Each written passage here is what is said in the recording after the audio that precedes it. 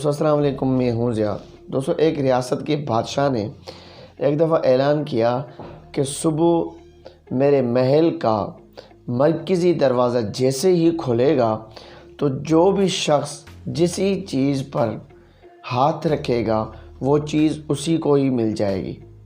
ہر ایک شخص خوش ہو گیا اور آپس میں باتیں کرنا شروع ہو گئے۔ کوئی کہہ رہا تھا کہ میں سونا اٹھاؤں گا، تو کوئی کہہ رہا تھا کہ میں چاندی، کوئی گھوڑے، کوئی گندم، کوئی کہہ رہا تھا کہ میں اچھا دودھ دینے والی، زیادہ دودھ دینے والی کوئی گائے اٹھاؤں گا۔ ہر ایک شخص اپنی اپنی طرح کی اپنی اپنی سوچ کے حساب سے ان کے لیے جو قیمتی چیزیں تھیں وہ اٹھانے کے لیے وہ کہہ رہا تھا۔ جیسے ہی صبح ہوئی، مین دروازہ محل کا جیسے ہی کھلا تو لوگوں کی رش شروع ہو گئی اور ہر ایک شخص جس کو جو قیمتی چیز لگ رہی تھی اس پر وہ ہاتھ رکھ رہا تھا، اس کو وہ چیز مل رہی تھی۔ تو بادشاہ سلامت یہ سارا ماجرا دیکھ رہا تھا اور وہ ہنس رہا تھا کہ لوگ کتنے پاگل ہو گئے ہیں دنیا کے پیچھے۔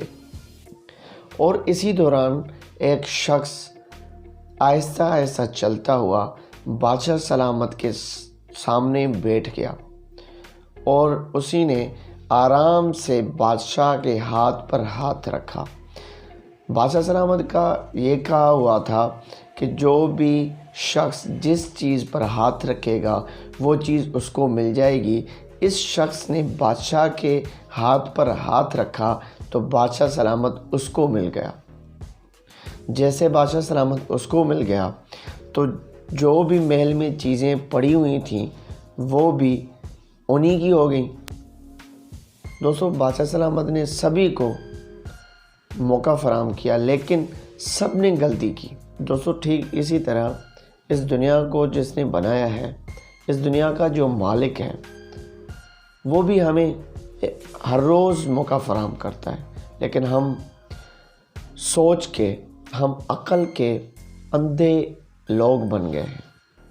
ہم یہ نہیں سوچتے کہ اگر یہ جو ساری چیزیں ہیں ان کا جو مالک ہے وہ ہمیں مل جائے تو یہ ساری کی ساری چیزیں ہمیں ایک ہی دن میں ایک ہی ٹائم میں مل جائیں گی۔ ہم چھوٹی چھوٹی چیزوں کی آرزو کرتے ہیں لیکن ہم اسی کی آرزو نہیں کرتے جس نے ان کو بنایا ہے، جو چیزیں ان کی ہیں۔ اگر ہمیں وہ مل گیا تو یہ ساری کی ساری چیزیں ہمیں ایک ہی ٹائم میں مل جائیں گی۔